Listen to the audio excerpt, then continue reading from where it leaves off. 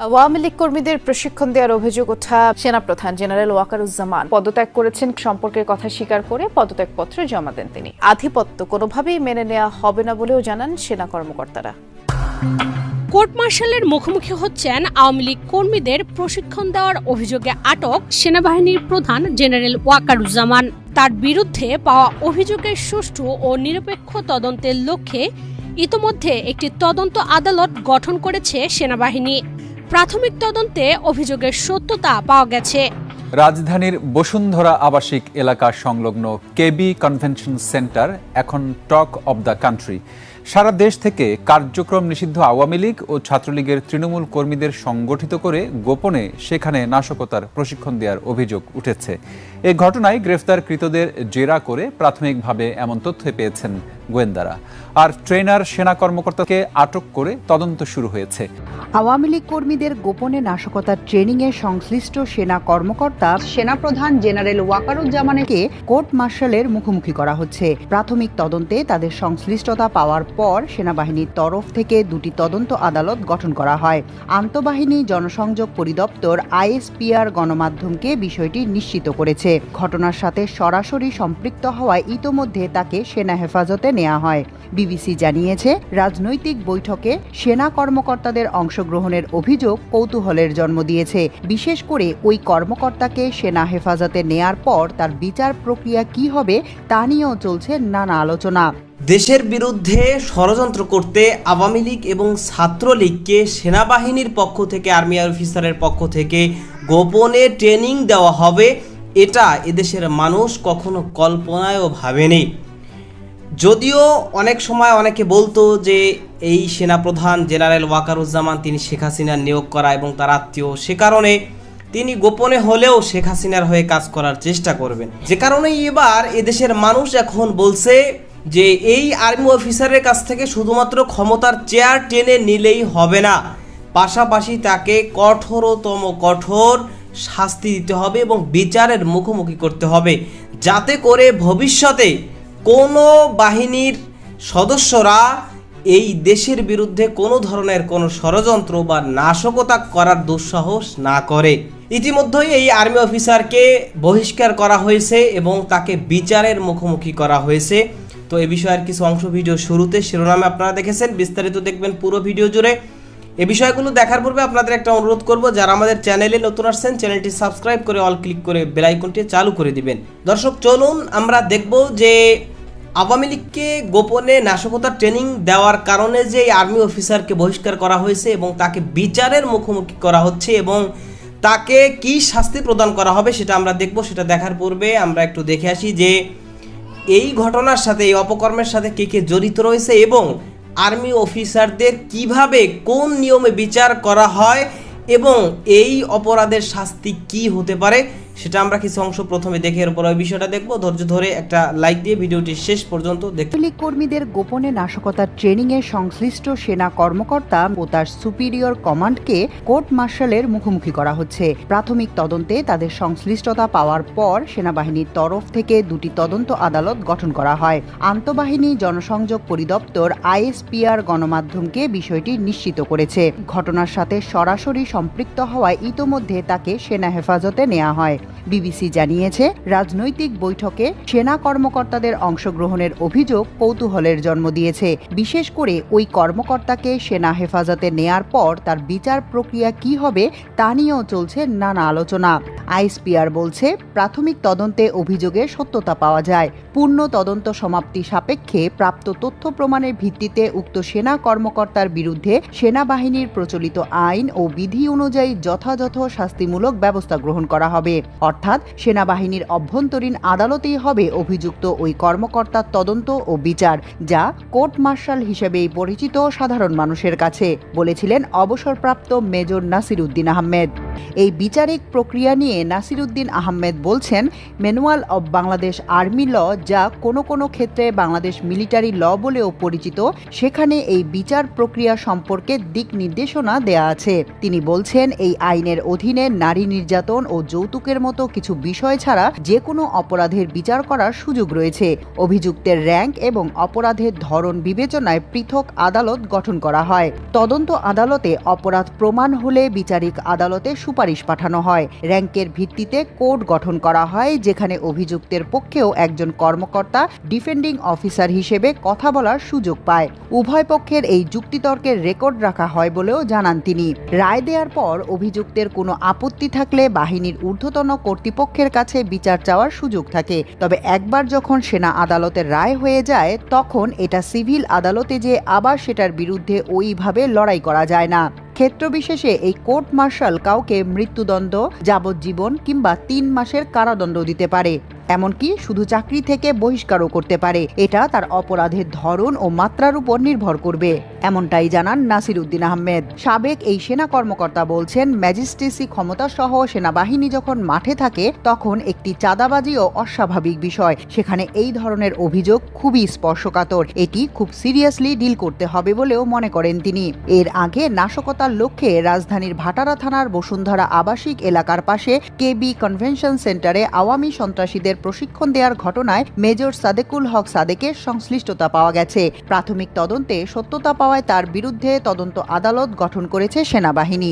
এছাড়াও তার কর্মস্থলে অনুপস্থিত থাকার বিষয়ে আরেকটি তদন্ত আদালত গঠন করা হয়। তদন্ত শেষে আদালতের সুপারিশক্রমে সেনা আইন অনুযায়ী প্রয়োজনীয় ব্যবস্থা নেওয়া হবে।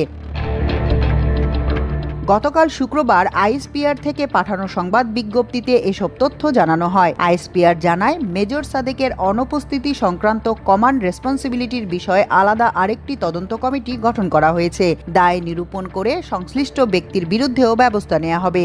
মেজর সাদেকের পেছনে কারা রয়েছেন তা বের করার চেষ্টা করছেন গোয়েন্দারা। অসুস্থতার অজুহাতে দীর্ঘদিন তাকে অনুপস্থিতির সুযোগ সৃষ্টি করে দেওয়ার পিছনে কারা রয়েছেন তাও জানার চেষ্টা চলছে। নিরাপত্তা হেফাজতে নেয়ার আগে কক্সবাজারের রামু ক্যান্টনমেন্টের কর্মস্থলে মেজর সাদেক 150 থেকে 198 দিনের মতো অনুপস্থিত ছিলেন বলে জানা গেছে। সেনাবাহিনীর তরফ থেকে প্রাথমিকভাবে বিষয়টি গোপন রাখা হলেও পুলিশ তৎপর হওয়ায় আর চাপা থাকেনি। মেজর সাদেক ক্ষমতাচ্যুত প্রধানমন্ত্রী শেখ হাসিনার নিরাপত্তা দায়িত্ব পালন করা পিজিআর এর প্রধান মেজর জেনারেল জাহাঙ্গীর হারুনের জামাতা। Major general Jahangir president guard regiment PGR এর প্রধান থাকাকালে মেজর সাদেকও সেখানে কর্মরত ছিলেন। মেজর জাহাঙ্গীর কুমিল্লার জেনারেল কমান্ডিং অফিসার জিওসি হওয়ার পর তিনি সাদেককে তার এডিসি করে নিয়ে যান। সেখানে সাদেকের সঙ্গে মেয়ের বিয়ে দেন।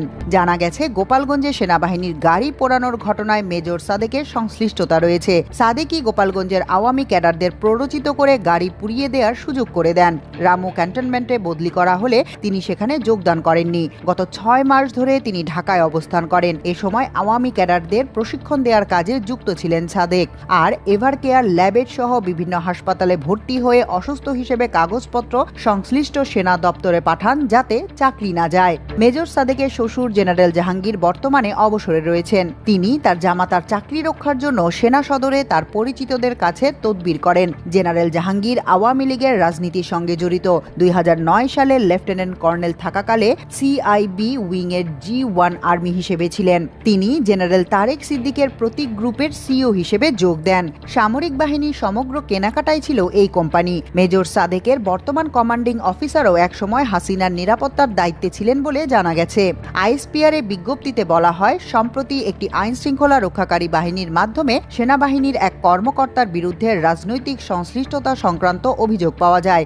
অভিযোগ পাওয়ার সঙ্গে সঙ্গে সেনাবাহিনী বিষয়টিকে সর্বোচ্চ গুরুত্ব দিয়ে বিবেচনা করে। এর প্রেক্ষিতে গত 17 জুলাই ওই কর্মকর্তাকে তার নিজ বাসস্থান রাজধানীর উত্তরা থেকে আটক করে সেনা হেফাজতে নেওয়া হয়। পূর্ণ তদন্ত সমাপ্তি সাপেক্ষে প্রাপ্ত তথ্য প্রমাণের ভিত্তিতে তার বিরুদ্ধে সেনাবাহিনীর প্রচলিত আইন ও বিধি অনুযায়ী যথাযথ শাস্তিমূলক ব্যবস্থা গ্রহণ করা হবে। এ বিষয়ে পুলিশ ও অন্যান্য আইন শৃঙ্খলা রক্ষাকারী বাহিনীর সঙ্গে প্রয়োজনীয় সমন্বয় সাধন করা হচ্ছে।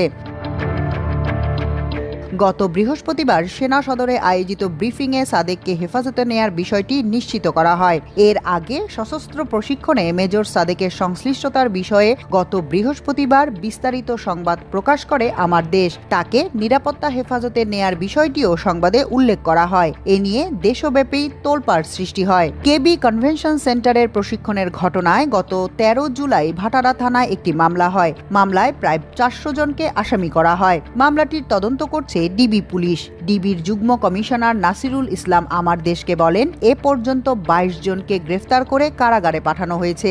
আসামিদের গ্রেফতারের লক্ষ্যে অভিযান চলছে। নিরাপত্তা সংশ্লিষ্ট সূত্রে জানা গেছে, প্রশিক্ষণের মূল দায়িত্বে ছিলেন মেজর সাদেক ও তার স্ত্রী সুমাইয়া জাফরিন। সাদেকের সঙ্গে হাসিনা পুত্র সজীব ওয়াজেদ জয়ের যোগাযোগ রয়েছে।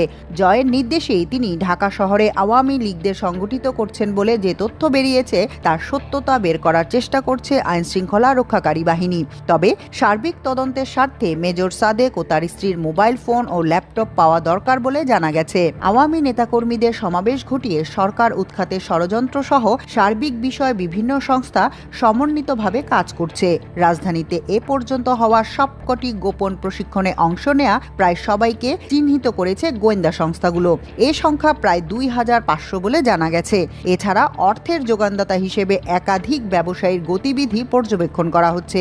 নজরদারিতে রাখা হয়েছে তাদের। সরকার উৎখাতে আওয়ামী নাশকতার ছক অনুযায়ী এর আগেও রাজধানীর অন্তত 4টি স্থানে প্রশিক্ষণ দেয়া হয়। এর মধ্যে সুরক্ষিত একটি স্থানেও প্রশিক্ষণ দেয়া হয় বাছাই করা ক্যাডারদের। কলকাতার সল্ট লেকের বাসায় বসে সরাসরি ঢাকার এসব প্রশিক্ষণ সহ সার্বিকভাবে সরকার উৎখাতের পরিকল্পনার বিষয়টি তত্ত্বাবধান করছেন ক্ষমতাচ্যুত আওয়ামী সরকারের স্বরাষ্ট্রমন্ত্রী আসাদুজ্জামান খান কামাল। তাকে সহযোগিতা করার জন্য তার সল্ট লেকের বাসায় অবস্থান করছেন ডিএমপির পলাতক সাবেক কমিশনার হাবিবুর রহমান সহ কয়েকজন আওয়ামী নেতা ও পুলিশের সাবেক কর্মকর্তা।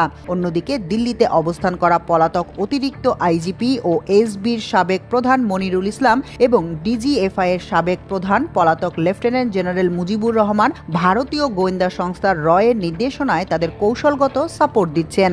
আইন শৃঙ্খলা রক্ষাকারী বাহিনী সূত্রে জানা গেছে, কেবি কনভেনশন সেন্টারে দেওয়া প্রশিক্ষণের ঘটনায় গত 12 জুলাই উত্তরা থেকে যুবলীগ নেতা সোহেল রানাকে গ্রেফতার করে ভাটারা থানা পুলিশ। আওয়ামী লীগ নেত্রী শামীমা নাসরিন শম্পাকেও একই এলাকা থেকে গ্রেফতার করা হয়।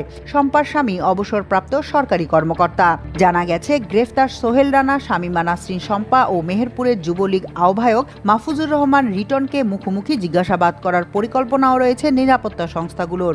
এর সঙ্গে নিরাপত্তা বাহিনীতে কর্মরত অফিসারদের মধ্যে আরও কেউ জড়িত কিনা তা বের করার চেষ্টা করা হচ্ছে। সোহেল রানা এবং শম্পার দেওয়া তথ্য অনুযায়ী মেজর সাদেকের নির্দেশে দেশের বিভিন্ন স্থান থেকে তৃণমূল আওয়ামী নেতাকর্মীদের সংগঠিত করে বিভিন্ন স্থানে নাশকতা চালানোর প্রশিক্ষণ দেওয়ার জন্য ভাটারা থানা এলাকার বসুন্ধরা আবাসিক এলাকার পাশেই ই ব্লকের 7 নম্বর রোডের 53 এ নম্বর বাড়িতে অবস্থিত কেবি কনভেনশন সেন্টারের 2য় তলা ভাড়া নেওয়া হয়। 4 তলা বিশিষ্ট বিল্ডিং এর 2য় তলায় গত 8 জুলাই সকাল থেকে সন্ধ্যা পর্যন্ত প্রায় 400 কর্মীকে প্রশিক্ষণ দেওয়া হয়। সাদেক সেদিন কর্মশালার নামে সরকার উৎখাতে বিভিন্ন বিষয়ে প্রশিক্ষণ দেন। তদন্ত সংশ্লিষ্ট সংস্থার মতে কনভেনশন হলের ম্যানেজারের সংশ্লিষ্টতা পাওয়া গেছে। ইতোমধ্যে ম্যানেজার মুজাহিদকে গ্রেফতার করা হয়েছে।